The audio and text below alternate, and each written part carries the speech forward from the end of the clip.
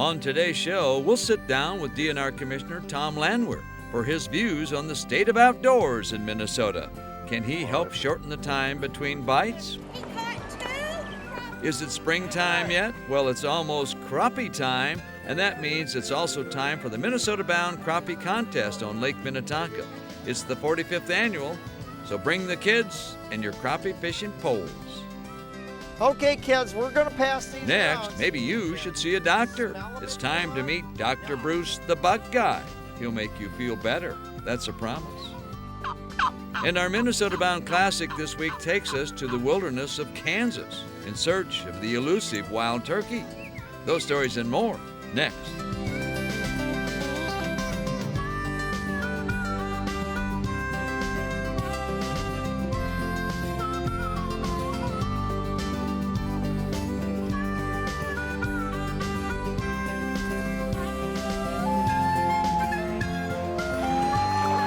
Minnesota Bound. Brought to you by Minnesota's select GMC dealers. Hi, everybody. Raven and I welcome you to the show. A question. What's the hottest seat in state government? Would you say the governor? Maybe. Speaker of the House? Maybe. I would nominate the commissioner of the Department of Natural Resources. I think that's the hottest seat in state government. So we sat down with Commissioner Tom Landwehr to find out how hot it is. There we go. If you fish and hunt in Minnesota, if you go boating or snowmobiling or ride an ATV, if you visit a state park or hike a trail, and that's just about everybody in the state, you have an opinion about the Department of Natural Resources. All of which means this guy, Tom Landwehr, may have the toughest job in all of state government. When I go, away on the weekend, I go fishing, and I come back on Monday morning, it's like, oh my God, I shift from 0 gear to 5th gear in about, 2 minutes, and it's just intense. On the job as DNR Commissioner since January of 2011, Landwehr oversees a $500 million budget, 2,600 employees scattered in 200 office locations. There's no doubt it is a great challenge. I try to look at the positive side of it. The reason that there is that much controversy is because people care about it. People, if they didn't care about moose, if they didn't care about wolves, if they didn't care about walleyes, if they didn't care about water, we wouldn't have any controversy at all. With a master's in wildlife management from the University of Minnesota, Landwehr is one of the first DNR commissioners in recent history with a professional background in natural resource work. What's the biggest thing on your plate? The biggest thing is the number of things, frankly, that's on the plate. So we've got a division of lands and minerals. We've got a division of ecological and water resources that's working with invasive species, aquatic invasive species. We've got, of course, our division of fish and wildlife, which most of your viewers are going to be painfully aware of, all of the hunting and fishing, and we've got a division of enforcement. Right now we've got, I think, 20-some vacancies in our conservation officer ranks, and we've got a division of parks and trails. And everybody loves their state parks, and everybody loves state trails, and there's a whole host of issues around those as well. So, well, how do you sleep at night? Very, very well, frankly. I'm exhausted. The end of Monday comes and I look around and I say, God, is it Friday yet? It's like. What to do about Minnesota's premier walleye lake. This brings in not only walleyes, but cultural differences, Supreme Court decisions. What are you going to do about it? Some of the fundamental considerations here are, as you mentioned, this is the single most important walleye lake in the state, in part because of its proximity to the Twin Cities. Everybody is just extraordinarily discouraged, disappointed, alarmed by what's happened with the walleyes there. And it's happened in spite of the fact that we collect reams of information about that lake, and we can't point to any one thing that's the villain here.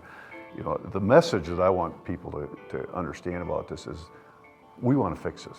But the bands are part of this fix, but they march to a different drum. They don't have to do anything that you tell them to do. So how are you going to fix something when half of the team says we're going to go our own way? Well, it's not completely correct to say they don't have to play along with us. We develop jointly with the bands what is considered a safe allowable harvest rate. We are working with the bands on adopting that safe allowable harvest. We are working with the bands on ensuring that the techniques are not having an adverse impact. In the short term, there's no question we have to do something different. And in the short term, there's no question that's going to mean a reduction in harvest. That's just the basics of biology. And will that have an impact? Undoubtedly. It's not unlike a lot of situations that are somewhat cyclical. How do we ride out the low times so that we can get back to the good times? And I want to get us back to the good times as quickly as possible. From walleye issues, our chat went to a grassland crisis in Minnesota. The commissioner says Minnesota is facing a grassland cliff. Historically had 18 million acres of grass. Today we've got 220,000, give or take, acres of native prairie left. Less than, give or take 1% of the native prairie that was there once upon a time is left. But we need to keep some element of that on the ground if we want to have things like pheasants, prairie ducks like mallards and blue wings, jackrabbits, even white-tailed deer, and certainly for water quality, because all of that grass is also holding soil in place. I don't know, maybe what is it, a quarter pound maybe? When we return, mark your calendars for the 45th annual MinnesotaBound Crappie Contest on Lake Minnetonka. Bring your kids and your fishing poles. MinnesotaBound, brought to you by Minnesota's select GMC dealers. Renewal by Anderson, Seven Clans Casino, Connecticut, and by Rapala.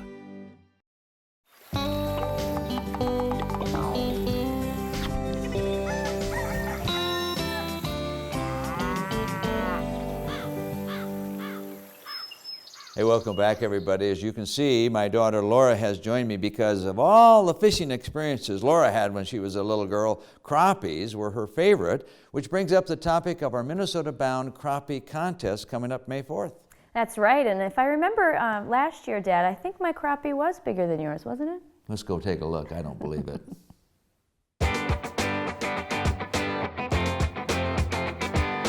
It's the fish of spring for anglers of any age. You going fishing? He caught 2 crappies. All right.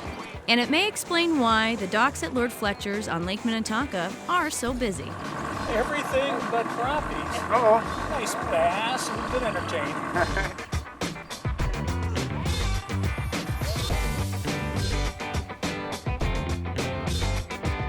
This scenario is also a Minnesota tradition. Springtime crappies and the weary Minnesotans scratching the fishing itch. Hey! And that's exactly what the upcoming 2013 MinnesotaBound Annual Crappie Fishing Contest is all about. No crappies yet? Nothing. We've caught northern bass, walleye. Oh, yeah?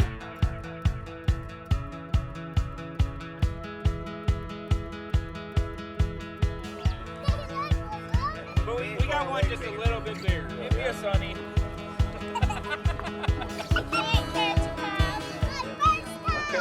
Last year's crappie contest was a little overcast and chilly, but guess what? The crappies always seem to be in a biting mood.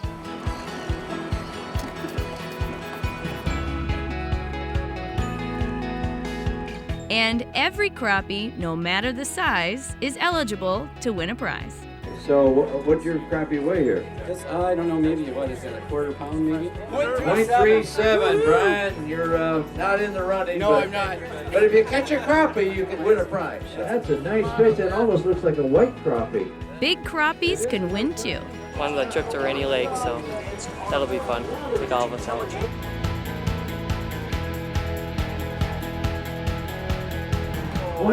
.49. Wow, that's a second place fish for the kids right now. You're not going to tell us your secret. Angler after angler, fish after fish march to the weigh-in at Lord Fletcher's in search of bragging rights. Oh, look at this one. Look at that. And soon, we'll do it all again on May 4th for the 2013 edition of the MinnesotaBound Crappie Contest, brought to you by Subway.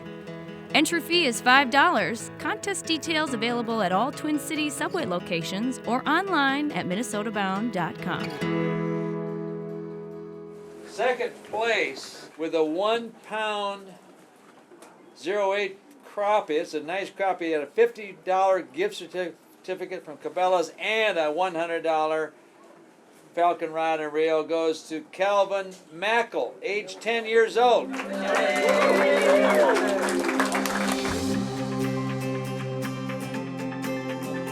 pound, 0.14 ounce crappie, Nolan Ches. Congratulations to the winner of our big crappie contest, the revival of the Lake Minnetonka Crappie Contest, with a $100 gift certificate from Cabela's and a $100 Falcon Rod and Reel. Trevor, is it Bear? It is Bear. Nice going. What kind of water those big crappies are in? Dark water. Anywhere between 6 inches to 2.5 feet. And way back in the middle of nowhere. Way back in the middle of nowhere? Yep. Which is where? Don't forget, May 4th, Lake Minnetonka. Catch a crappie and join the fun. Laura, I had a, I was doing too many things. I had no time to fish. I don't know. I just have one word: scoreboard. Oh, gosh. Well, listen, if you want more information about our upcoming Minnesota Bound Crappie Contest, head to your local Subway because they have all the goodies right there. You put your thumb along one side and... Next, a doctor that's an expert in bugs. Meet Dr. Bruce the Bug Guy, whose mission is to help kids understand the world of insects. Closed captioning is brought to you by The Yard, premier manufacturers of maintenance-free outdoor patio furniture and accessories from recycled plastic.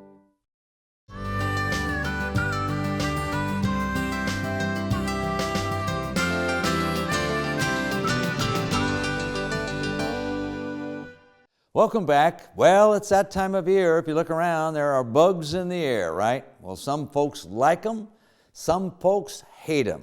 We found a guy who loves them. Meet Dr. Bruce, the Bug Guy.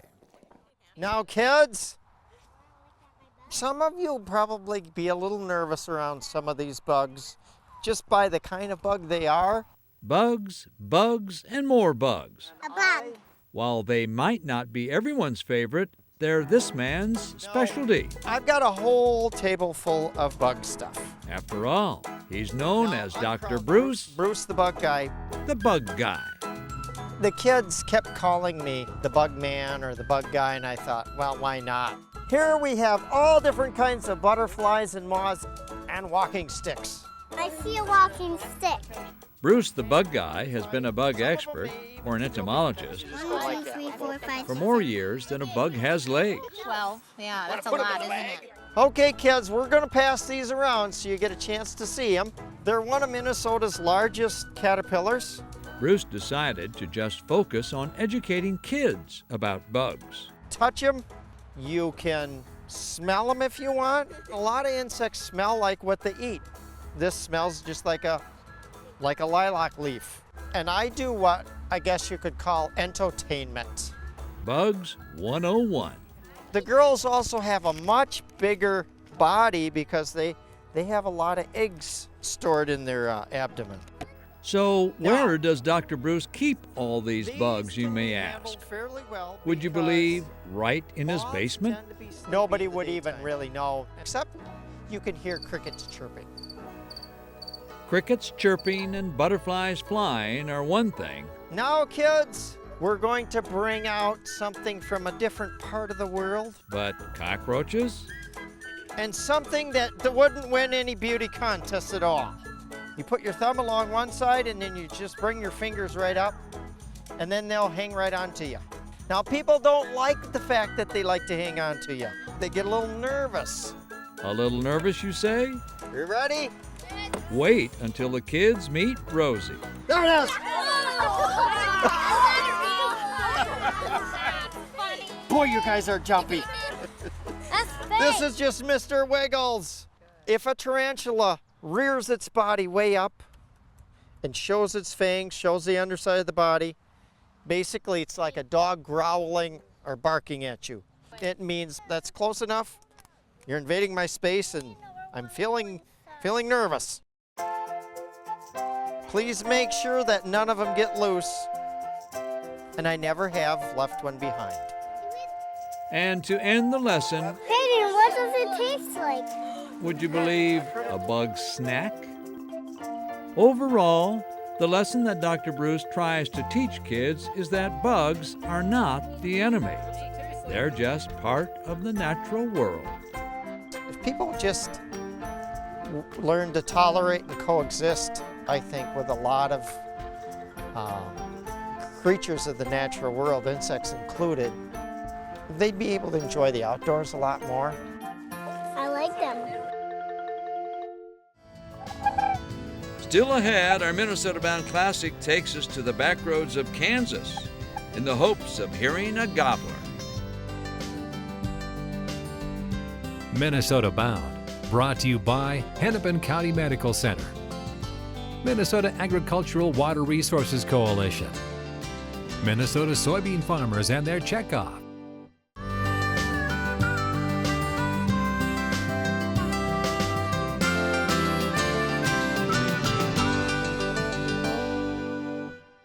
Coming up, our Minnesota-bound classic this week is about turkey hunting. Surprise, surprise, I know, because I'm a turkey hunting nut. So you get invited to special turkey occasions, such as the Kansas Governor's one-shot turkey hunt. Let's see what happens. The coming of dawn, if you listen, is like a waking symphony of nature's sounds.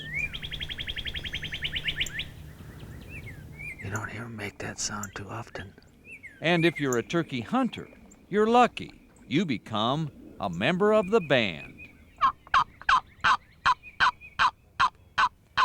Mornings and calling are part of the magic of turkey hunting, but so is this place. This is Kansas. Yes, Kansas. The state of prairies, vast horizons, and cows. It's fair to ask, what's a wild turkey doing in Kansas? The question deserves an answer from the top. Former Kansas Governor Mike Hayden. They were native here and then they were expatriated. That is, the pioneers ate them all. And there were none left in Kansas. And then they were reintroduced starting in the 1960s. And late in the 60s and early in the 70s, we really learned how to trap and transport these birds. And now we have a huntable population in all 105 counties. Clearly, a turkey hunt in Kansas became a vote-getter. Governor Hayden started a one-shot turkey hunt event, and Governor Bill Graves kept him going. One morning, my slate calling may have sounded okay, but these birds didn't like the looks of my decoy. That was odd, because later a coyote thought the decoys might be dinner. Clearly, these birds were wary. In fact, they're survivors on Dave Sundgren's family farm. I can remember some of the old-timers telling about, around the turn of the century, there being a few turkeys left, and the farm that we had was one of the last to have turkeys. I didn't know if turkeys would be able to survive with all the other animals, domestic animals around, but they've done a real good job. It's just another success story for wildlife and parks in Kansas. This gobbler was coming my way, and I didn't know it. He was putting on a Kansas turkey show, and I couldn't see it. Maybe this is why past governors of Kansas have declared their love of wild turkeys. It's just a fabulous game bird. It's a fabulous sport. Well, it is the most magnificent of all the game birds. It is truly, truly a magnificent thing. I didn't know if this was going to be a morning to get up for or not. Yeah, well, you never know. Whew, I got a turkey. That's a lot of pressure when you're hunting in front of the governor. Well, that about does it for us. Remember, introduce a kid to the great outdoors. I'm Ron Shera, and of course the star of the show, and not a turkey hunter, is Raven. Transportation provided by Premier Transportation. Call 1-800-899-7433. For more information on these stories and more, catch us on the web at MNBound.com.